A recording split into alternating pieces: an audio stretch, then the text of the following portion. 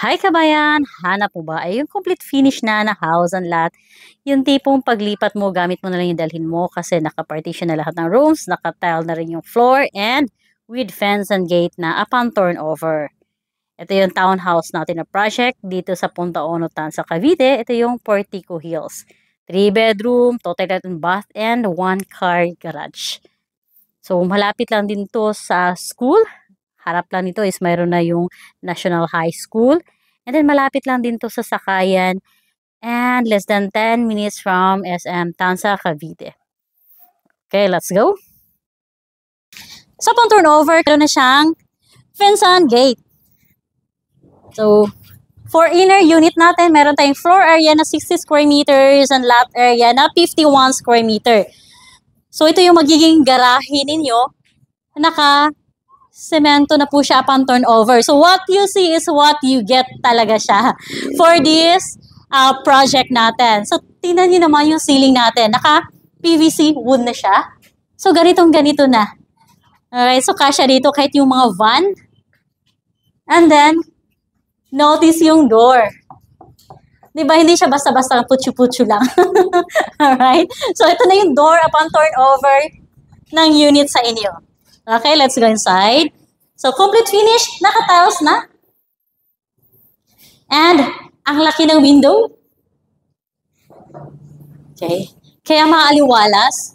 So, mayroon tayong 2 toilet and bath. Isang toilet and bath dito sa ground floor. Mayroon na rin tayong service area or laundry area. So, may drainage na dyan. And this is the first toilet and bath. Complete features na siya. Mayroon na rin shower, lavatory. Ito, lagayan kung ano yung mga essentials mo for babat. Alright. So, dito tayo sa kitchen. So, upon turnover, yung kitchen nyo, naka-ready na talaga siya. Granite na din siya. Mayroon ka na mga cabinet. Pwede ka maglagay na lang dito ng overhead cabinet. Okay? Ngayon, tingnan naman natin yung taas, kung ano yung itsura, yung mga rooms niya. Since naka-partition na siya, ano yung stairs natin? Naka-wood, ano na siya. Release natin. Okay. Ang ganda ng layout niya. Pagdating natin sa second floor, hindi yung pag-open mo, mga rooms agad. Meron ka pang parang pa-hallway. Okay. So, this is the first room. Kasi lahat ng 3 bedroom nasa taas. Okay. Meron ka na rin ditong provision for cabinet.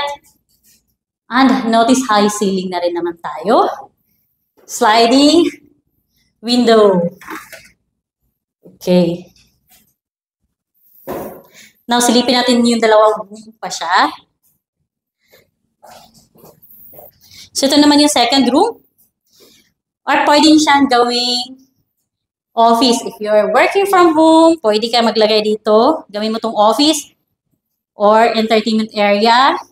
Kasi mayroon kang access going to balcony. Ang laki ng balcony natin dito, no? Ayan.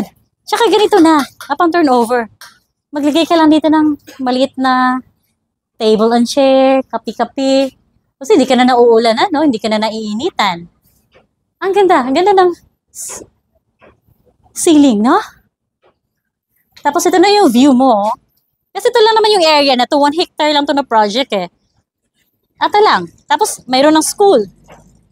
Lakad ka lang ng konti. Pupunta ka ng SM Tansa or Robinson. Andiyan na yung mga jeep. Okay, tingnan natin yung master's bedroom.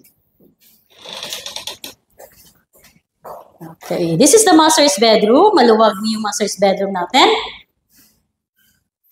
Kasya dito, queen size bed. Mayroon ka na rin access going to balcony. Ayan. Kagandahan ito, yung sliding door niya, maluwag. No? At saka, makapal yung mga glass. Hindi ka natatakot pag malakas yung hangin, may bagyo. Kasi makapal yung mga glass. Yeah. Okay. And then, last one is yung isang toilet and bath pa natin. Kasi meron tayong 1 toilet and bath dito sa second floor. So, complete features na rin. May shower na, naka-ready na. Lagay mo mga essential for babat and then lavatory and so for those interested na ma-visit yung actual unit at actual location ng project natin dito sa Portico Hills, message nyo lang po ako sa number na naka-appear sa screen para makapag-schedule tayo ng tripping. Meron tayong tripping everyday. Just let me know lang po ahead of time para ma-assist ko po kayo and for the process. And again, this is Jackie, your real estate broker dito sa Cavite. Thank you for watching. Have a good day. Bye-bye.